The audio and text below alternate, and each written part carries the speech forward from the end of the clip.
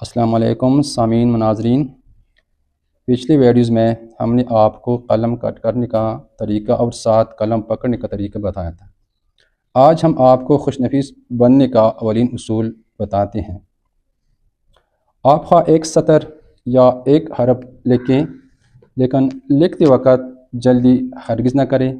نہایت آرام، سکون اور اطمینان کے ساتھ ہر حرف کو اپنی پوری بناوٹ کے ساتھ تحریر کریں، لیکن ادھورا، ٹیڑھا، شکستہ اور نکما ایک حرف بھی نہ ڈالیں۔ ہمیشہ اپنے ہاتھ کو روک کر اور اپنے ذہن میں یہ سوچ کر لکھیے کہ آپ کو جو کچھ بھی لکھنا ہے وہ اچھا لکھنا ہے، عمدہ لکھنا ہے اور صاف لکھنا ہے۔